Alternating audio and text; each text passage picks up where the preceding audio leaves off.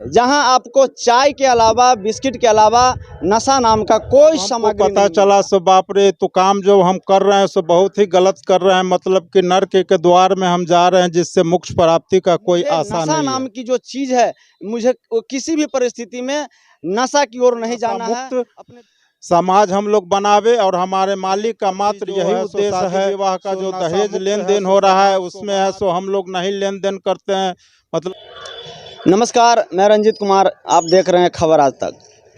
अभी मैं बेनीपट्टी अनुमंडल प्रांगण में हूँ, कहा जाए तो कोर्ट कैंपस में हूँ। और कोर्ट कैंपस में सामने आपको दिख रहा है एक चाय दुकान है, और चाय दुकान है कोर्ट कैंपस में। जितने भी चाय दुकान है, प्रत्येक दुकान में यदि आप जाइएगा तो प्रत्येक दुकान में चाय के अलावा आपको गुटखा, सिगरेट, बीड़ी यानी नशा नाम का जितना भी चीज़ है वह आपको देखने को मिलेगा। लेकिन यह एक अजूबा चाय दुकान है बेनीपट्टी अनुमंडल कोर्ट कैंपस में, जहां आपको चाय के अलावा, बिस्किट के अलावा नशा नाम का कोई सामग्री नहीं मिलेगा। आखिर क्यों, क्या कारण है कि जो साहब है, जो चाय बनाते हैं, वह नशा नाम का एक भी, गुटखा नाम का कोई चीज़ यानी तंबाकू से संबंधित किसी भी प्रकार का उत्पाद इनके द्वारा नहीं बिक्री किया जाता है? क्यों, आखिर ऐसा क्यों कर रहे हैं? क्योंकि आज लोग चाय के साथ साथ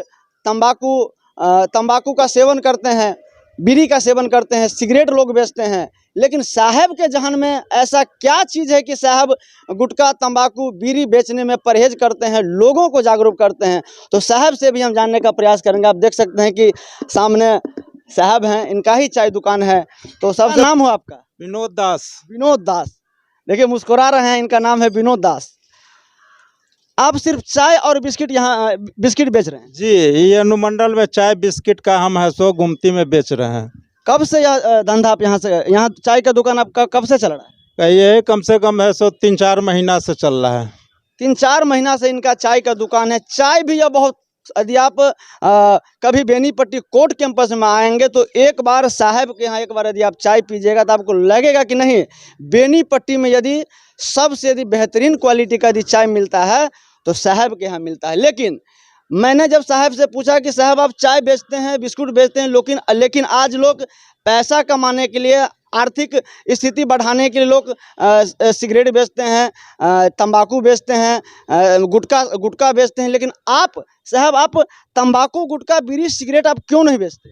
आज से कुछ दिन पहले हम भी बेचते थे, लेकिन जब हमारे गुरु संत रामपाल जी का ज्ञान जब हमको प्राप्त हुआ तब हमको पता चला सो बाप रे, तो काम जो हम कर रहे हैं सो बहुत ही गलत कर रहे हैं। मतलब कि नर्क के द्वार में हम जा रहे हैं, जिससे मोक्ष प्राप्ति का कोई आशा नहीं है।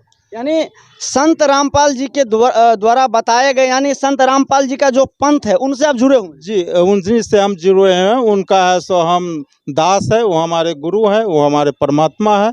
आपकी उम्र लमसम कितना होगा? मेरा उम्र कम से कम 60 के आसपास होगा। 60 वर्ष के आयु में आप गुटखा, यानी 60 वर्ष के आयु में आप कभी भी आप गुटखा, तंबाकू, बीड़ी का सेवन किए कि नहीं किए? जी, कुछ दिन पहले जब है सो हम है सो जगत में थे, तो जगत के रीति रिवाज से हम है सो सब कुछ का सेवन किए थे। लेकिन जब हम अपने मालिक का ज्ञान जब हमको प्राप्त हुआ, सन है सो 2000 दिसंबर में जब हमारे मालिक का ज्ञान जब हमको प्राप्त हुआ, एक ज्ञान गंगा किताब था, वो ज्ञान गंगा किताब हम पढ़ें, और उसमें ऐसे तंबाकू, बीड़ी, सिगरेट ये सब के बारे में जब हमको जानकारी मिली तो कुछ दिन तक हम उस ज्ञान को है सो पहले अध्ययन किए। जब अध्ययन करने के बाद जब हमको पूर्ण संतुष्टि हुआ से नहीं, सो ये बहुत ही गलत चीज़ है, सो अब हमको इस सब चीज़ से दूर जाना है। यानी सेवन करना गुनाह है, लेकिन बेचना भी गुनाह है, ऐसा आपका पंथ बता रहा है? जी, हमारे पंथ में बेचना तो सबसे बड़ा गुनाह है, और उसमें सहयोग करना भी सबसे बड़ा गुनाह है। जो आप है सो हमसे एक सिगरेट आप पी रहे हैं, आप हमसे माचिस भी मांगिएगा तो हम नहीं दे पाएंगे। देखिए, बता रहे हैं कि आप इनसे सिगरेट जलाने के लिए माचिस भी नहीं मांग सकते हैं। तो आज 60 साल की उम्र होने के बावजूद भी इन्होंने कितना दिन पहले से इन चीज़ों का आपने वर्जित किया? हम है सो 2020 में दिसंबर में 15-16 तारीख को ये ज्ञान हमको मिला लेकिन 2021 में 17 जनवरी को हम मालिक के शरण में है सो ले लिए। यानी 60 साल के अवस्था में इन्होंने 2 साल पहले इन्होंने अपने जहन में बैठा लिया, इन्होंने त्याग किया कि नहीं, मुझे नशा नाम की जो चीज़ है, मुझे किसी भी परिस्थिति में नशा की ओर नहीं जाना है। अपने दुकान, लेकिन आज हम देखते हैं कि अनुमंडल कैंपस में बहुत सारे दुकान हैं, सभी लोग कहीं न कहीं बेनिफिट के लिए तंबाकू से बने हुए उत्पाद का बिक्री करते हैं। आपको ऐसा कभी नहीं लगा कि हमें वहाँ बिक्री करने से हमें कुछ बेनिफिट होगा? जी नहीं, हमारे मालिक का ज्ञान हमको मिला। जो बेनिफिट वो लोग कर रहे हैं, वो लोग है सो काल के भ्रम में है, वो लोग को है सो काल के जाल में फंसे हुए हैं। लेकिन मालिक का जो ज्ञान है, उस ज्ञान के अनुकूल है सो ये सब बेचना बहुत ही गुनाह का भागी है और बहुत ही गलत है। हम लोग है सो इस सहयोग दे रहे हैं, नशा मुक्त समाज हम लोग बनावे, और हमारे मालिक का मात्र यही उद्देश्य है सो नशा मुक्त है सो समाज को बनावे। दहेज प्रति जो है सो शादी विवाह का जो दहेज लेन देन हो रहा है, उसमें है सो हम लोग नहीं लेन देन करते हैं। मतलब हम लोग है सो फ्री ऑफ कॉस्ट में मालिक के ज्ञान से है सो रमैनी करते हैं। तो आपको अजूबा लगा होगा कि इस कलयुग में ऐसे भी लोग हैं जो अनेकों पंथ यहाँ चल रहा है, लेकिन संत रामपाल जी महाराज के बताए गए मार्ग पे, संत रामपाल जी महाराज के द्वारा जो पुस्तक की रचना की गई है, उन पुस्तकों का इन्होंने अध्ययन करके उनमें जो बताया गया है कि यदि आप नशा का सेवन करते हैं, नशा का सेवन करने से होता क्या? नशा के सेवन करने से मतलब कि है सो बहुत पाप होता है, नरक द्वार जाते हैं, उसमें है सो हमारे पुण्य अर्जित होता है। जो हम पूजा पाठ से जो कमाए हुए पुण्य है, वो छीन हो जाता है। यानी नशा करने से। जी, नशा क्या कहेंगे, क्योंकि आज के डेट में लोग नशा की ओर काफ़ी संख्या में लोग बढ़ रहे हैं। कई ऐसी संस्थाएं हैं जो जन जागरूकता अभियान भी चला रहे हैं, लेकिन फिर भी नशा रुक नहीं पा रहा है। तो क्या कहेंगे आज का जो युवा पीढ़ी है, खास करके उनके लिए, क्योंकि आप 60 साल की अवस्था होने के बावजूद आपने 2 साल पहले त्याग किया, तो क्या कहेंगे यहाँ के जो युवा हैं, नौजवान हैं, उनके लिए क्या संदेश देना चाहेंगे? हम उनको क्या संदेश देंगे? हमारे मालिक का ज्ञान है, हमारे मालिक का है सो आदेश है।